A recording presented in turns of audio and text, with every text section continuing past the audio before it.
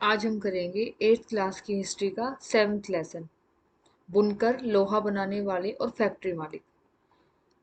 इस लेसन में हम पढ़ेंगे बुनकर के बारे में। बुनकर होते जो कपड़ों की बुनाई का काम करते हैं। लोहा बनाने वाले, जो लोहा बनाने का, लोहे से औजार बनाने का काम करते हैं। और फैक्ट्री मालिक मतलब फैक्ट्री, फैक्ट्री का मतलब क्या हुआ, कंपनियों के मालिक। तो इस लेसन में हम क्या क्या पढ़ेंगे, बुनकर के बारे में, लोहा बनाने वालों के बारे में और फैक्ट्री मालिक के बारे में। भारत के पश्चिमी तट पर, जो गुजरात में सूरत, भारत के पश्चिमी तट पर गुजरात स्थित सूरत हिंद महासागर के रास्ते से होने वाले व्यापार के सबसे महत्वपूर्ण बंदरगाहों में से एक था। जो सूरत है, जो सूरत जगह है, जो कहाँ है, गुजरात में है। ये जो था सूरत, ये एक जो महत्वपूर्ण बंदरगाह था। मतलब यहाँ ये एक ऐसी जगह थी, इसका मतलब क्या हुआ इस लाइन का, कि ये ऐसी जगह थी जहां से व्यापारिक लेन देन होता था समुद्र के रास्ते। उसको कहते हैं बंदरगाह, जहां पर समुद्र के रास्ते व्यापारिक काम होते हैं। मतलब माल, दूसरी जगह से माल को मंगवाना और यहाँ से माल को दूसरी जगह पे भेजना समुद्री रास्ते से। तो ये जो सूरत जगह थी, जो समुद्र गुजरात में स्थित है, ये जो सूरत है, ये एक किसके नाम से फेमस है, महत्वपूर्ण बंदरगाह के नाम से ये जगह फेमस थी, कि यहाँ पर जो व्यापार का काम होता था समुद्र के रास्ते, और इसलिए ये एक प्रसिद्ध बंदरगाह था। 1800, इस 1850 के दशक से, जब ब्रिटेन का लोहा और इस्पात उद्योग भी, 1850 के आसपास जब ब्रिटेन में लोहा और इस्पात उद्योग भी पनपने लगा, तो ब्रिटेन दुनिया का कारखाना कहलाने लगा। इसका मतलब क्या हुआ, ब्रिटेन में जब 1805 के दशक के आसपास लोहा और इस्पात बनने लगा, लोहा और जो इस्पात उद्योग है, लोहा और इस्पात जो उद्योग है, जो फैक्ट्री है, जो कंपनियां हैं, जब इनमें बढ़ोतरी हुई, तो इसके लिए क्या कहा जाने लगा, जो ब्रिटेन है वो दुनिया का कारखाना है। मतलब पूरी दुनिया की फैक्ट्री इस अकेले ब्रिटेन में है। इसका कहने का मतलब क्या, कि सबसे ज्यादा मात्रा में यहाँ पर लोहा और इस्पात के जब उद्योग पनपने लगे, तो ब्रिटेन को पूरी दुनिया का कारखाना कहने लगा, कि भाई इसमें जो ये जो ब्रिटेन है, यहाँ सबसे ज्यादा मात्रा में लोहा और जो इस्पात उद्योग था वो उसकी शुरुआत हुई। अब आता है हमारे भारतीय कपड़े और विश्व बाजार। ये जो आपको फोटो दिख रही है, ये क्या है, ये कपड़ों पे होने वाला डिजाइन है। बुनाई, जो कपड़ों पे बुनाई की जाती थी, जैसे ये इसका नाम दिया जाता है पटोला बुनाई। और ये बुनाई कहाँ होती थी, ज्यादातर ज्यादातर अहमदाबाद और पाटन में होती थी। ज्यादातर उस समय जो भी नाम रखे गए हैं कपड़ों के बुनाई के, वो जगह के हिसाब से रखे गए हैं। जैसे पटोला जो बुनाई है, वो कहाँ होती थी, पाटन में होती थी। पाटन शब्द से पटोला निकला है। और कहाँ कहाँ होती थी, सूरत में, अहमदाबाद में। इंडोनेशिया में तो इस बुनाई का बहुत बड़ा बाजार था। ये जो बुनाई है, इसका नाम है पटोला बुनाई। और ये होती कहाँ थी, आपको जगह का नाम थोड़ा याद रखना है। सूरत में, अहमदाबाद में और पटोला, पाटन में, सॉरी, पाटन जो जगह है वहां होती थी। और अगर आप पूरी विश्व में देखें, तो जो ये बुनाई है, ये सबसे ज्यादा कहाँ होती थी, इस इंडोनेशिया में। अब भारतीय कपड़े, मतलब इसका मतलब क्या है, कि कपड़ों के उत्पादन में भारत का क्या स्थान था, भारत में किस प्रकार की व्यवस्था की गई थी, और विश्व में, दुनिया के बाजारों में उसकी क्या स्थिति थी। बंगाल पर अंग्रेजों की विजय से पहले 1750 के आसपास भारत पूरी दुनिया में कपड़ा उत्पादन के क्षेत्र में औरों से कोसों आगे था। 1750 के आसपास बंगाल पर अंग्रेजों ने कब्जा किया, अपना अधिकार कर लिया। लेकिन जब बंगाल पर अंग्रेजों का कब्जा नहीं हुआ था, उससे पहले क्या था, पूरी दुनिया में जो भारत था वो कपड़ा उत्पादन के क्षेत्र में औरों से काफी आगे था। भारतीय जो कपड़े हैं, वो अपनी क्वालिटी, मतलब कपड़ों की क्वालिटी बहुत अच्छी होती थी। और जो काम होता था कपड़ों पर, वो बड़ा, जो कारीगरी उस पे की जाती थी, बड़ा बारीक काम होता था। क्योंकि काम हाथ से होता था, पहले मशीन वगैरह तो इतनी थी नहीं, तो हाथ से बारीक काम किया जाता था कपड़े पर। तो जो भारतीय कपड़े थे वो क्यों फेमस थे, तो उसकी क्वालिटी बड़ी अच्छी थी कपड़े की। दूसरा, जो काम किया जाता था, बड़ी बारीक बारीक उसमें किया जाता था, बारीक काम किया जाता था। दक्षिण पूर्वी एशिया, दक्षिण पूर्वी एशिया में कौन कौन सी जगह आती है, जैसे जावा, सुमित्रा और पेनांग।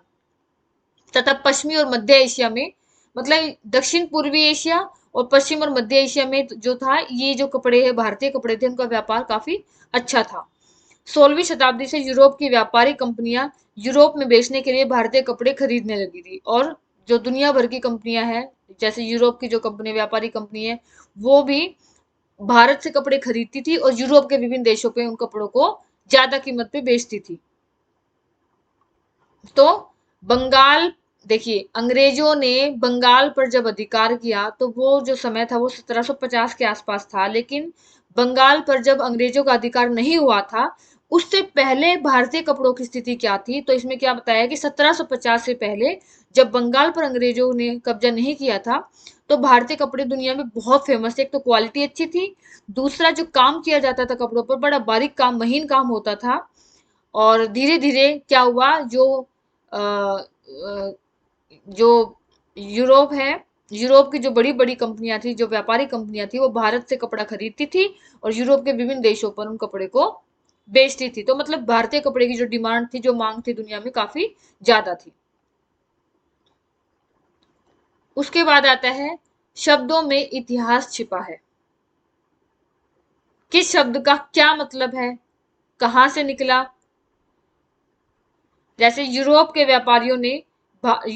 व्यापारियों ने भारत से आया बारीक सूती कपड़ा सबसे पहले। अब भारत का जो कपड़ा है, देखो भारत में कपड़े का उत्पादन होता था, भारत में जो कपड़ा, सूती कपड़ा था, उसकी क्वालिटी काफी अच्छी थी। अब इन सब बातों का दुनिया के देशों को, खास तौर पर जैसे यूरोप की कंपनी ने भारत से कपड़ा खरीदा और दूसरे देशों में उसको बेचना शुरू किया, तो अब प्रश्न क्या उठता है कि यूरोप को कैसे पता कि भारत में किस तरीके का कपड़ा है? यूरोप के जो व्यापारी है, यूरोप के व्यापारियों ने भारत से आया बारीक सूती कपड़ा इन्होंने देखा कहाँ? इन्होंने सबसे पहले इराक में एक जगह है, मोसुल शहर है, इराक में जो शहर है जिसका नाम है मोसुल, वहां के जो व्यापारी थे उनके पास वो कपड़ा देखा। और क्यों वो शहर जहां ये कपड़ा पहले, सबसे पहले देखा यूरोप वासियों ने, मोसुल में देखा, ये एक जगह का नाम है। अब इसी जगह के नाम पे इस कपड़े को कहा जाने लगा मसलिन। मोसुल शब्द से क्या बना? मसलिन। यहाँ पे जो ज्यादातर कपड़ों के नाम है जो उनकी जगह के हिसाब से ही है, जैसे मोसुल में मसलिन, फिर सब यही इसको नाम देने लगे और ये नाम काफी फेमस हो गया। फिर क्या हुआ, जो पुर्तगाली भारत में आए थे, पुर्तगाली भारत में आए थे, उन्होंने, वो क्या करने आए थे? वो मसालों की तलाश में आए थे। लेकिन उन्होंने क्या किया कि उन्होंने वो उन्होंने मसाले तो, आए तो वो मसालों की खोज में थे, लेकिन मसालों के साथ साथ जब उन्होंने देखा कि यहाँ पर सूती कपड़े की क्वालिटी, और सूती कपड़ा भी काफी बड़ी मात्रा में यहाँ पे सूती कपड़ा मिलता है, सूती कपड़े का उत्पादन होता है, तो वो अपने साथ मसालों के साथ साथ क्या ले गए? सूती कपड़ा भी ले गए। अब ये जो पुर्तगाली है, ये मसालों की तलाश में सबसे पहली बार पुर्तगाली भारत आए, तो उन्होंने क्या किया, दक्षिण पश्चिमी भारत में, केरल जो भारत में एक राज्य है, तो उसके ही तट पर एक कालीकट है जगह, कालीकट पे इन्होंने डेरा डाला। मतलब जब ये पुर्तगाली भारत में आए तो ये कहाँ पर रहे, कहाँ रुके? कालीकट में रुके। और इस कालीकट जगह से ही इस कपड़े का क्या नाम निकला? कैलिको। इस जगह पे जो कपड़ा हुआ, केरल में कालीकट में, यहाँ जो कपड़ा मिला, उस कपड़े का नाम दिया गया कैलिको। अब आपको जगह के हिसाब से थोड़ा याद रखना है। मोसुल में कौन सा कपड़ा था? मसलिन। कालीकट में कैलिको, इसको कैलिको कहा जाने लगा। इसमें से क्वेश्चन देखिए, मैं आपको साथ साथ ये बताते जाऊंगी कि किस में से किस तरीके का क्वेश्चन बनता है, उसका क्या आंसर आएगा, क्या इसमें इंपॉर्टेंट है। इस लेसन में मैंने जो जो अंडरलाइन कर रखा है उसको मैं अच्छे से एक्सप्लेन करूंगी, काफी इंपॉर्टेंट है वो। उसके अलावा भी अगर मुझे जहां लगेगा कि आपको बताने के लिए जरूरी है, तो मैं वो भी बताऊंगी आपको, चाहे मैंने अंडरलाइन किया कि नहीं किया हो, बेशक। अभी देखिए, अभी आपको क्या ध्यान रखना है कि मसलिन, जो मसलिन जिसको मलमल कहा जाता है, जो बड़ा सॉफ्ट कपड़ा होता है, मसलिन जो कपड़ा, वो कहाँ, सबसे पहले कहाँ देखा गया? तो आपको इसका आंसर लिखना, मोसुल शहर में, पूरा पता होना चाहिए। अब ये मोसुल शहर कहाँ है? ये इराक में है, ठीक है। उसके बाद आता है हमारा कैलिको, काफी इंपॉर्टेंट है। कैलिको किसे कहा गया है? तो आपको क्या लिखना है? कैलिको शब्द कालीकट से निकला है, और ये पूरा लिखना पड़ेगा आपको कि मसालों की तलाश में जब पहली बार पुर्तगाली भारत आए, तो उन्होंने दक्षिण पश्चिमी भारत में केरल के तट पर कालीकट में घेरा डाला, वहां वो मसालों के साथ साथ उन्हें सूती कपड़े का भी ज्ञान हुआ, उसको भी वो मसालों के साथ साथ सूती कपड़ा भी ले गए। अब कालीकट शब्द से ही निकला है कैलिको। बाद में वहां जो सूती कपड़ा मिला, कालीकट वाली जगह, जो जगह है यहाँ जो सूती कपड़ा मिला उसको नाम दिया गया कैलिको। तो आपको देखिए, अब तक हमने जो भी पढ़ा है उसमें से बता देती हूँ। अभी हमने क्या देखा है कि ये तो सिर्फ आपकी नॉलेज के लिए इंपॉर्टेंट है, आपको थोड़ा पता होना चाहिए इसके बारे में। एक तो मेन चीज है ये देखिए, कई बार क्वेश्चन आता है पटोला बुनाई कहाँ कहाँ होती थी। तो पटोला बुनाई सूरत, अहमदाबाद और पाटन में होती थी। और इंडोनेशिया जो है वो इसका भारी बाजार था इस बुनाई का, ये वाला है। ये देखिए, तो आपको क्वेश्चन क्या करना है, एक तो पटोला बुनाई, पटोला बुनाई क्या है ये आपको सारा करना है, मसलिन और कैलिको।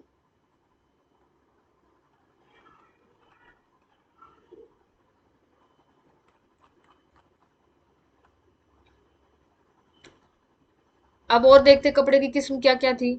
थोक में जिन कपड़ों का ऑर्डर दिया गया था उनमें छापेदार सूती कपड़े भी शामिल थे। छापेदार जिसपे प्रिंट होता है उन्हें ये व्यापारी शिंटज, कोसा और बंडाना कहते थे। शिंटज, कोसा और बंडाना, अब ये क्या होते हैं।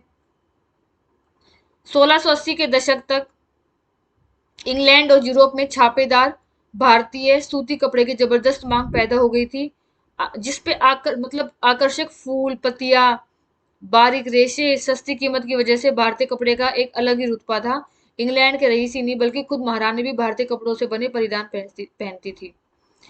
बंडाना शब्द का इस्तेमाल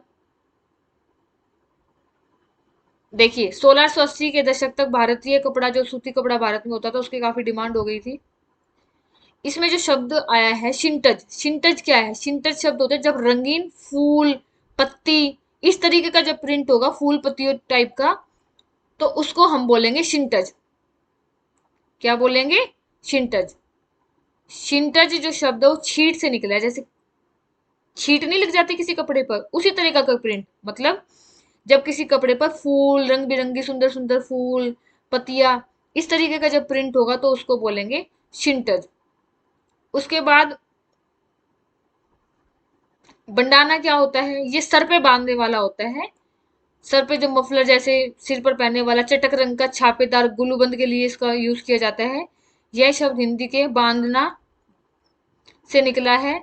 इस श्रेणी, इसमें कलर चटक मतलब डार्क कलर के कपड़े आते थे और ये सर पे बांधने के काम आता था। अब आपको देखिए थोड़ा इसको देखना है। भारतीय सूती कपड़े के कौन कौन से प्रकार थे, तो आपको इसमें लिखना है शिंटज, कोसा और बंडाना। शिंटज जो रंग बिरंगे फूल और पत्तियों टाइप के जो कपड़े होते हैं उसको शिंटज कहा जाता है, छीट जैसे। बंडाना जो है वो सर पे बांधने के काम आता है, इस तरीके का कपड़ा होता है। उसके अलावा ये डार्क कलर का होता है, जो सर पे बांधने वाला होता है, जैसे ये है, ये देखिए, ये डार्क कलर का होता है और ये सर पे बांधने के काम आता है। अब आता है यूरोपीय बाजारों में भारतीय कपड़ा। जो यूरोपीय बाजार थे उनमें भारतीय कपड़े की क्या स्थिति थी। 18वीं सदी की शुरुआत तक आते आते भारतीय कपड़े की लोकप्रियता से बेचैन इंग्लैंड के ऊन और रेशम निर्माता भारतीय कपड़ों के आयात का विरोध करने लगे थे। इसी दबाव के कारण 1720 में ब्रिटिश सरकार ने इंग्लैंड में छापेदार सूती कपड़े छीट के इस्तेमाल पर पाबंदी लगाने के लिए कानून पारित किया। संयोगवश इस कानून को भी कैलिको अधिनियम ही कहा जाता था। देखिए, भारतीय कपड़ा काफी फेमस हो चुका था। एक तो सस्ती कीमत थी, बारीक काम होता था, देखने में भी बड़ा आकर्षक सुंदर लगता था। तो बहुत सारे देशों में हमारे कपड़े की डिमांड बहुत ज्यादा बढ़ती जा रही थी। अब दूसरे जो देश थे उन देशों को जलन होने लगी थी क्योंकि हमारे कपड़े की डिमांड सबसे ज्यादा थी। तो इंग्लैंड ने क्या किया कि उन्होंने जो भारत में जो कपड़ा मिलता था उसका धीरे धीरे वो विरोध करने लगे। और जो अभी हमने पढ़ा कि जो शिंटज, जो रंग बिरंगे फूल और पत्तियों का जो डिजाइन कपड़ों पे किया जाता था, उस तरह के कपड़ों पर रोक लगा दी। और उसको भी, उस पे जो रोक लगाई, उसके लिए जो कानून बनाया उसको नाम दिया गया कैलिको अधिनियम। तो ये जो कैलिको अधिनियम है ये बहुत इंपॉर्टेंट है। कई बार क्वेश्चन आता है कि कैलिको अधिनियम क्या था। तो आपको इसका आंसर क्या लिखना है, यहां से शुरू। 1720 में ब्रिटिश सरकार ने इंग्लैंड में छापेदार सूती कपड़े छीट के इस्तेमाल पर पाबंदी लगाने के लिए कानून पारित किया, जिस कानून को कैलिको अधिनियम ही कहा गया। कैलिको शब्द 2 बार आया है। इससे पहले जो शब्द आया है कैलिको, वो किसके लिए आया है कि जो पुर्तगाली आए थे, जो कालीकट केरल में जो जगह है कालीकट, वहां वो रुके थे। वहां उनको जो सूती कपड़ा जो उन्होंने देखा, उसको उन्होंने कालीकट जो जगह है वो वहां उस जगह के हिसाब से उन्होंने कैलिको नाम दिया। वो चीज अलग है, वो सूती कपड़े का नाम है। ये सूती कपड़े को, भारत की सूती कपड़ा है, उसको विदेशों ने और दूसरे देशों ने उस पर पहले क्या होता था, जो इंग्लैंड है या यूरोप के और बहुत सारे देश है, वो भारत से सस्ते कीमत पे कपड़ा खरीदते थे, उसको महंगा बेचते थे। भारतीय कपड़े की बहुत मांग थी, उस पर रोक लगा दी। तो ये जो कानून बना 1720 में, इसको बोला गया कैलिको अधिनियम। ये अलग है, लेकिन ये भी इंपॉर्टेंट है, आपको कैलिको अधिनियम क्या है इसके बारे में याद करना है। उस समय इंग्लैंड में नए नए कपड़ा कारखाने खुल रहे थे। भारतीय कपड़ों के सामने लाचार अंग्रेज कपड़ा उत्पादक अपने देश में भारतीय कपड़ों के प्रवेश पर पूरी पाबंदी चाहते थे, ताकि पूरे इंग्लैंड में केवल उन्हीं का कपड़ा बिक सके। इस क्रम में इंग्लैंड की सरकार ने सबसे पहले कैलिको छपाई उद्योग को ही सरकारी संरक्षण में विकसित किया। अब सफेद मलमल या बिना मांड वाले कोरे भारतीय कपड़े पर इंग्लैंड में ही भारतीय डिजाइन छापे जाने लगे। अब क्या था, जो इंग्लैंड है उसको ये डर था कि भारतीय कपड़े की डिमांड ज्यादा बढ़ रही है, तो अब उन्होंने क्या किया, अपने ही देश में हमारे कपड़े की नकल की जाने लगी।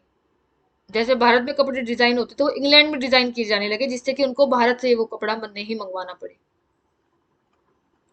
अब आगे जाके और क्या क्या तरक्की हुई देखिए। 1764 में जॉन के ने 1764 में जॉन के ने स्पिनिंग जेली का आविष्कार किया। ये स्पिनिंग जेली क्या थी, ये देखिए, ये एक ऐसी मशीन थी जिसमें एक कामगार एक साथ कई तकलियों पर काम कर सकता है। ये क्या थी, एक मशीन थी। पहले एक आदमी, जब एक आदमी काम करता है तो उसको टाइम ज्यादा लगता है। ये मशीन एक ही आदमी इस पे काम करते, ये काम तेजी से करती थी, कई लोगों का काम एक बार में हो जाता था, जिसको स्पैनिंग जेली बोला गया। मोस्ट इंपोर्टेंट है, क्वेश्चन आता है स्पैनिंग जेली क्या है। तो स्पैनिंग जेली क्या है, सबसे पहले तो आपको ये लिखना है कि इसका आविष्कार किसने किया। इसका आविष्कार किया 1764 में जॉन के ने। क्या नाम है, जॉन के। 1764 में जॉन के ने स्पैनिंग जेली का आविष्कार किया। ये क्या है, एक ऐसी मशीन है जिस पर एक कामगार कई तकलियों पर काम कर सकता है। वैसे एक कामगार एक तकली पे काम करता है, लेकिन इस मशीन से वो एक ही आदमी कई तकलियों पे काम कर सकता है। फिर आता है वाष्प इंजन का आविष्कार किसने किया, पानी के भाप के इंजन का आविष्कार किसने किया, 1786 में रिचर्ड आर्कराइट ने। 1786 में रिचर्ड आर्कराइट ने। अब ये क्या थी, ये बुनाई से संबंधित, इससे सूती कपड़े की बुनाई बहुत तेजी से होने लगी। उसमें उससे संबंधित ये वो थी, इंजन था जिसमें सूती कपड़े की जो बुनाई थी वो बहुत कम कीमत पर और बहुत कम समय में तैयार होने लगा। तो आपको स्पैनिंग जेली याद रखना है। सबसे पहले स्पैनिंग जेली कब आई, 1764 में इसका आविष्कार हुआ, जॉन के ने किया। फिर आता है वाष्प इंजन, 1786 में रिचर्ड आर्कराइट। बस आपको ये थोड़ा याद रखना है। उसके बाद आता है बुनकर कौन थे। देखिए, बुनकर, बुनकर मतलब कपड़ों की बुनाई करने वाले कारीगर ही होंगे वो भी। बुनकर आमतौर पर बुनाई का काम करने वाले समुदाय के ही कारीगर होते थे। वे पीढ़ी दर पीढ़ी इसी हुनर को आगे बढ़ाते थे। बंगाल के तांती, उत्तर भारत के जुलाहे या मोमिन, दक्षिण भारत के साले व कैकिलोल नहीं कैक कोलार तथा देवांग बुनकर के रूप में प्रसिद्ध थे। देखिए, बुनकर को कौन होते थे, जो कपड़ों की बुनाई करते थे। ये देखिए, जैसे आपको ये फोटो दिख रहा है ना, इस तरीके से। अब ये क्या इनकी मतलब खानदानी काम था इनका, इनकी पीढ़ी दर पीढ़ी, इनके ये मरने के बाद इनके बेटे, उनके बाद उनके मरने के बाद उनका बेट, मतलब खानदान में इसी काम को वो आगे बढ़ाते थे, खानदानी काम होता था। और इनको अलग अलग नाम दिया गया था। जैसे बंगाल में तांती कहा जाता था बुनकर को, उत्तर भारत में जुलाहे कहा जाता था, मोमिन कहा जाता था, दक्षिण भारत के में साले या केकुलार जो थे वो, और देवांग में जो समुदाय, भारत के साले व कैकिलोर तथा देवांग समुदाय जो था, ये जो समुदाय था, इनको ये जो बुनकर का मतलब ये बुनकर का ही काम करते थे इनके वंश। पीढ़ी दर पीढ़ी इनमें बुनकर का ही जो काम था वही किया जाता था, कपड़े की बुनाई का। सूत काटना कपड़ा उत्पादन का सबसे पहला चरण था। सबसे पहले जब कपड़ा बनता है तो उसका सबसे पहला काम होता है सूत काटना। यह काम कौन करता था? ज्यादातर लेडीज, महिलाएं करती थी। चरखा और तकली, हर घर में चकला और तरकी होती थी क्योंकि ज्यादातर लोग इस काम से जुड़े रहते थे।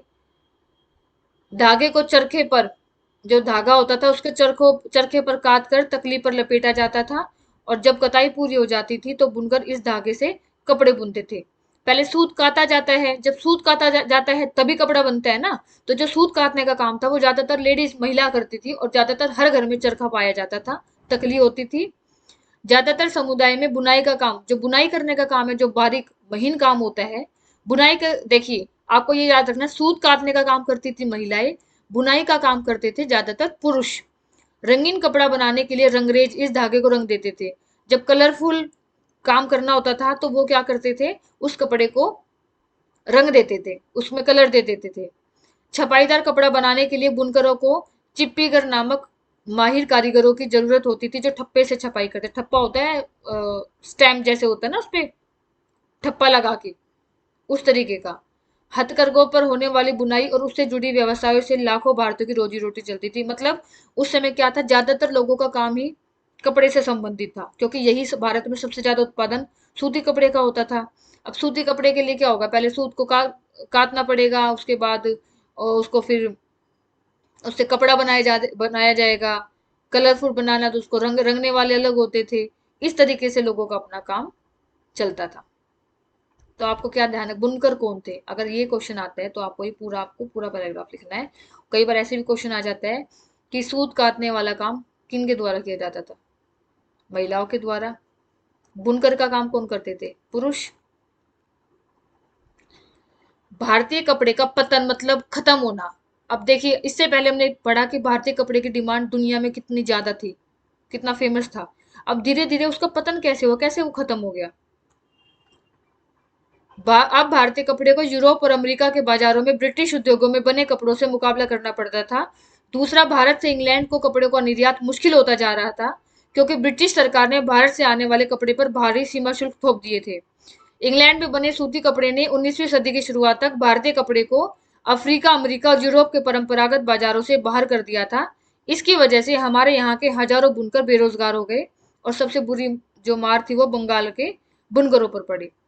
अब क्या था, किस तरीके से भारतीय कपड़े का पतन हुआ? अब भारतीय कपड़े को यूरोप और अमेरिका के बाजारों में ब्रिटिश उद्योगों में बने, अभी तक तो क्या था कि भारत में ही सबसे ज्यादा कपड़े का उत्पादन हो रहा था, और हमारे ही देश से लोग ज्यादातर कपड़े को दूसरे देशों में ले जाके बेचा जाता था। अब धीरे धीरे यूरोप के बहुत सारे देश हमारे जैसा कपड़ा बनाने लग गए, तो हमारे कपड़ों की डिमांड, जो भारत में कपड़ा बनता था उसकी मांग धीरे धीरे कम हो गई। दूसरा, बहुत सारे देशों ने हमारे देश से कपड़ा मंगवाना बंद कर दिया, तो इससे भी काफी नुकसान हुआ, और बहुत सारे लोग बेरोजगार हो गए, क्योंकि हमारे देश में ज्यादातर लोगों का काम इसी से जुड़ा हुआ था। अब लोग बेरोजगार हो गए, क्यों? क्योंकि कपड़े की मांग कम थी। मांग कम होगी तो कपड़ा खुद कम बनेगा। लेकिन भारत में फिर भी हथकरघों से जो होने वाली बुनाई थी वो पूरी, मतलब कपड़े, जो सूती कपड़े का उत्पादन था उसकी जो डिमांड थी उसमें काफी फर्क आया। उसकी मांग बहुत कम हो गई, क्योंकि दुनिया के और जो बहुत सारे देश थे उन्होंने हमारे जैसे कपड़ा अपने ही देश में बनाना शुरू कर दिया, और हमारे देश से जो कपड़ा था वो आयात करना बंद कर दिया, उसमें रोक लगा दी, बहुत सारे कानून बना दिए। लेकिन भारत में जो हथकरघों से होने वाली बुनाई थी वो पूरी तरीके से खत्म नहीं हुई थी, क्योंकि मशीनों से जो कपड़ा बनता है वो उतना सफाई से नहीं बनता था, एक तो उतना बारीक काम नहीं होता था, तो और दूसरा वो सस्ता भी मिलता था। तो इस तरीके से क्या हुआ कि जो भारत में जो कारीगर अपने हाथों से कपड़ा बुनते थे वो काम बारीक होता था, महीन काम होता था, तो उसका कहीं ना कहीं अब भी उसकी मांग थी, क्योंकि जो मशीनों से कपड़ा बनता था उसमें जो काम होता था वो मोटे कपड़ा बनता था उससे, जिस जो गरीब लोगों की पहुंच में था। लेकिन जो अमीर लोग होते थे वो महंगा कपड़ा खरीदते थे, और उसमें बारीक काम होता था, जो काम भारत में जो कारीगर है उनके द्वारा किया जाता था, तो उसकी डिमांड कहीं ना कहीं अब भी थी। राष्ट्रीय आंदोलन के दौरान महात्मा गांधी ने भी लोगों से आह्वान किया कि वे आयातित कपड़े का बहिष्कार करें और हाथ से कते सूत और हाथ से बुने कपड़े ही पहने। इस तरह खादी राष्ट्रवाद का प्रतीक बनती चली गई। चरखा भारत की पहचान बन गया, और 1931 में उसे भारतीय राष्ट्रीय कांग्रेस के तिरंगे झंडे के बीच वाली पट्टी में जगह दी गई। आपको पता है कि जब हमारे नेता जैसे महात्मा गांधी, उन्होंने बहुत सारे आंदोलन चलाए थे। और उन्होंने जो भी आंदोलन चलाया था, हर आंदोलन में क्या किया था, विदेशी चीजों का बहिष्कार किया था, विदेशी कपड़े का बहिष्कार किया था। और सबसे पहले हमारे देश में जो चरखा है, चरखे को जो बड़े लेवल पर जिन्होंने फेमस किया था कि अपने ही हाथ से बना हुआ कपड़ा पहनना चाहिए, खादी कपड़े का, वो विचार दिया था महात्मा गांधी ने। और ये देखिए 1931 में क्या हुआ, हमारा जो तिरंगा झंडा है, उसकी जो बीच की पट्टी है, उसमें भी उसको मुख्य जगह दी गई। इससे क्या पता चलता है कि भारत में जो कपड़ा है वो सूती कपड़ा है, ये जो हाथ से बनाया हुआ कपड़ा है, उसका कितना महत्वपूर्ण स्थान था। अब आता है भारत में जो है सूती कपड़ा मिलों का उदय, मिल होता है फैक्ट्री, कंपनियां। सूती कपड़ा मिलों का उदय कब कब हुआ? भारत में पहली सूती कपड़ा जो मिल है, भारत में जो पहली सूती कपड़ा मिल है, वो 1854 में बंबई में स्थापित हुई। एक मिनट।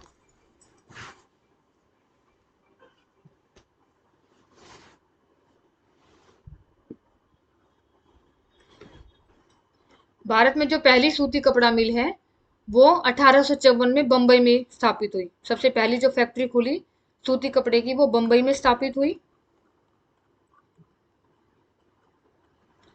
और 1900 तक आते आते सबसे, देखिए सबसे पहले जो फैक्ट्री बनी, सूती कपड़ा मिल बनी, वो बंबई में बनी। और सन 1900 तक आते आते बंबई में 84 कपड़ा मिलें चालू हो चुकी थी, मतलब 84 फैक्ट्रियां खुल चुकी थी कपड़े की। उनमें से बहुत सारी मिलें पारसी और गुजराती व्यवसायियों ने खोली थी, जो चीन के साथ व्यापार के जरिए काफी पैसा कमा चुके थे। बहुत सारी मिल किसने, जो पैसे वाले लोग होंगे फैक्ट्री तो वही खोलेंगे। तो किसने खोली थी? ज्यादातर पारसी और गुजराती जो व्यापारी थे, व्यवसायी थे, जो उन्होंने, क्योंकि उन्होंने व्यापार के द्वारा बहुत पैसा उन्होंने इससे पहले कमा लिया था। इसके साथ साथ अब सबसे पहले शुरुआत बंबई में हुई, धीरे धीरे और बहुत सारे राज्यों में ये खुले फैक्ट्रियां। जैसे अहमदाबाद में खुला पहला कारखाना 1861 में, कानपुर में भी खुला।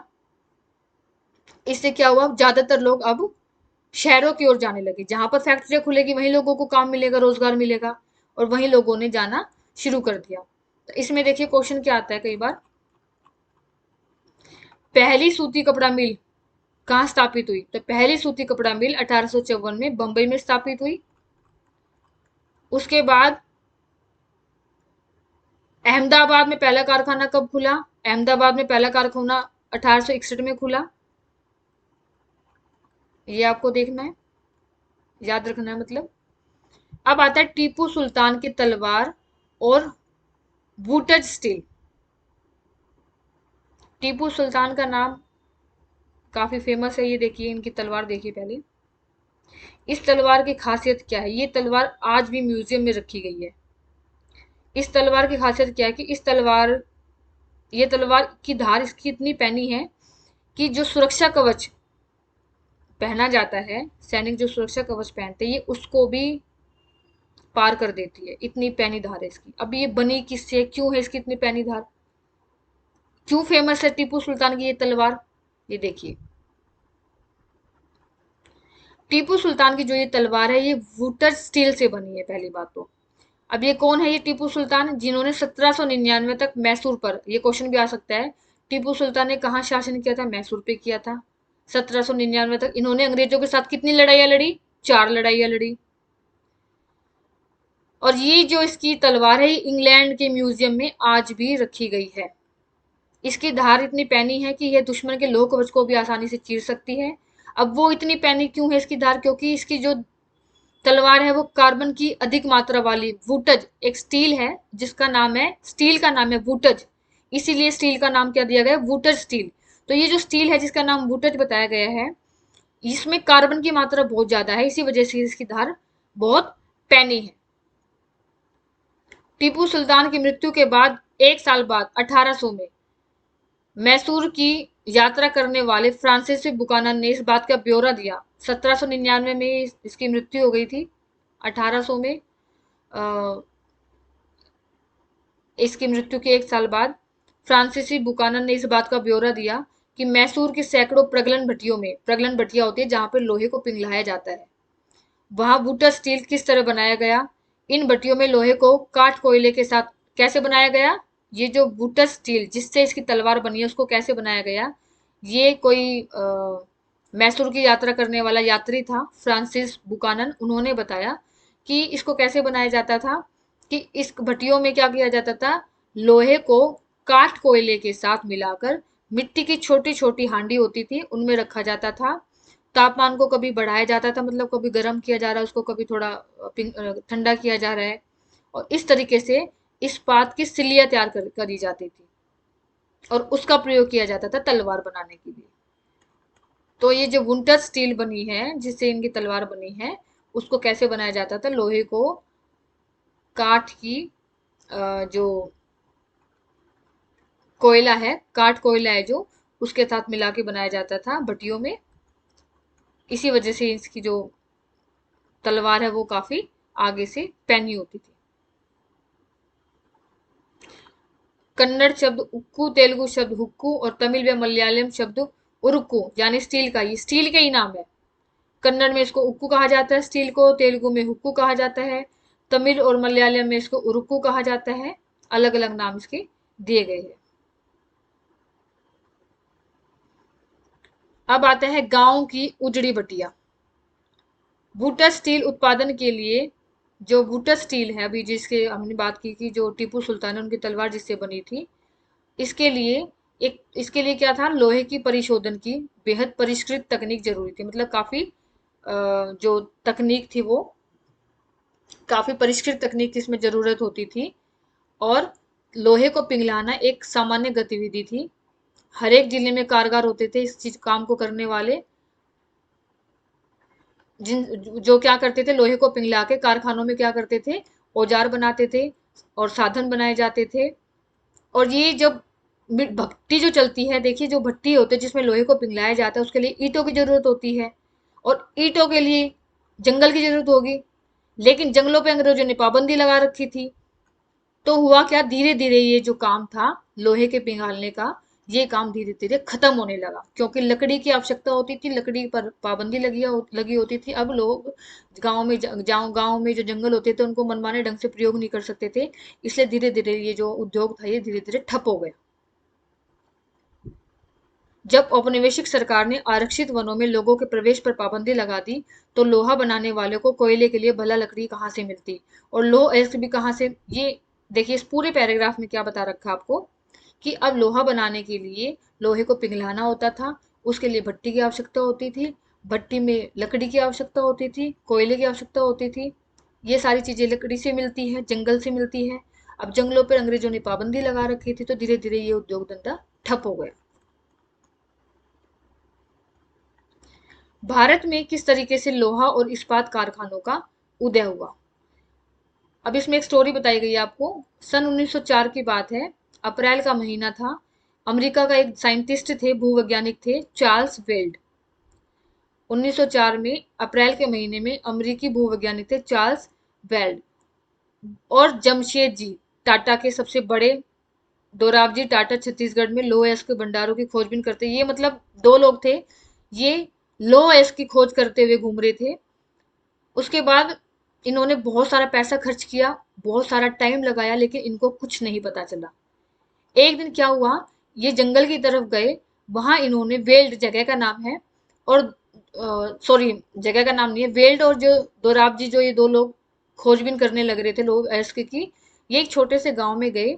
इन्होंने क्या देखा वहां पर कि कुछ आदमी और औरत टोकरी में कुछ भरकर लेके जा रहे हैं, और वो किस समुदाय के लोग थे, अग्रिया समुदाय के लोग थे।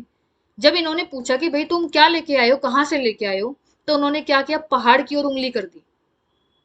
ये दोनों कौन, वेल्ड और दोराबजी, ये दोनों क्या हुआ, जंगलों से होते हुए जहां पर उन्होंने इशारा किया पहाड़ की ओर, ये वहीं गए। वहां जाके इन्होंने देखा कि जिस चीज की ये तलाश कर रहे हैं, किसकी तलाश कर रहे हैं, लोहे इसकी।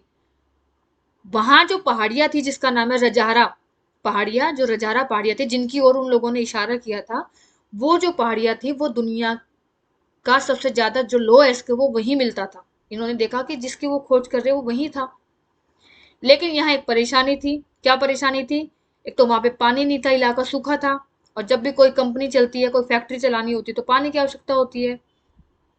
तो उन्होंने फिर क्या किया, उन्हीं लोगों की मदद से वहां पर एक स्टील संयंत्र को पहले तो एक पानी जो पानी की वहां पे जो कमी थी, क्योंकि सूखा इलाका था, उसका समाधान किया। और किन लोगों की मदद से किया? जिन लोगों ने उनको बताया था, अगरिया समुदाय से। और बाद में उन्होंने एक स्टील संयंत्र, मतलब एक फैक्ट्री जो था, वो पूरा वहां पे लगा दी। कुछ साल बाद सुवर्ण रेखा नदी है एक, उस पर बहुत सारा जंगल, वहां पे जो जंगल था उसको साफ करके वहां पे बहुत सारी फैक्ट्रियां बसाई गई। और उस पूरे शहर को जमशेदपुर के नाम से जाना गया, क्योंकि इस आदमी ने ही इनकी खोज की थी, सबसे पहले शुरुआत इसने की थी। तो इसी के नाम पर उस जगह का नाम रख दिया। और इसी जगह पे क्या था, जो जमशेदपुर जगह है, यहाँ पर लो एस्क है, जो उनके निकट बहुत सारा, मतलब पानी की कमी नहीं थी, यहाँ पे पानी भी था।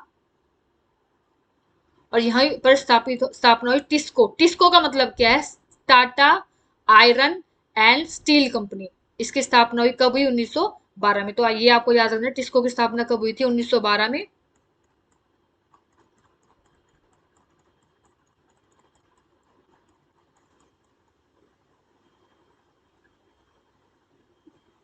तो देखिए इसके क्वेश्चन। यूरोप में कपड़ों की भारी, किस तरह के कपड़ों की मांग थी? भारी भारतीय कपड़ों की मांग थी। जामदानी क्या, ये आपको बताया। बंडाना क्या, जो सर पे बांधने वाला होता है। अग्रिया समुदाय कौन है? जिन्होंने लोएस के बारे में बताया था, पहाड़ियों की ओर जो इशारा किया था, अभी जो मैंने आपको लास्ट में बताया ना, कि जो वेल्ड और जो अ, जमशेद, जिनका, जो दो भूवैज्ञानिक थे अमेरिका के, जब लोएस की खोज कर रहे थे, तो इन्होंने जिन लोगों से पूछा था, जिस समुदाय से, जो टोकरी में भर के, अभी मैंने आपको बताया ना कि टोकरी में भर के कुछ लेके जा रहे थे, लोएस के लेके जा रहे थे, ये वो समुदाय है अगरिया। अब ये देखिए, टीपू के सुल्तान किससे बनी है? बूट स्टील से। ये सारा आपको, आप पूरा वीडियो देखिए, आपको पूरा लेसन से अच्छे से समझ में आ जाएगा, सारे क्वेश्चंस के आंसर अपने आप मिल जाएंगे। इसकी जो पीडीएफ है वो डिस्क्रिप्शन बॉक्स में है, वहां से आप डाउनलोड कर सकते हैं। और इसको, चैनल को सब्सक्राइब करिए, जिससे कि आगे जो भी मैं वीडियो अपलोड करूँ उसका नोटिफिकेशन आप तक आ जाए।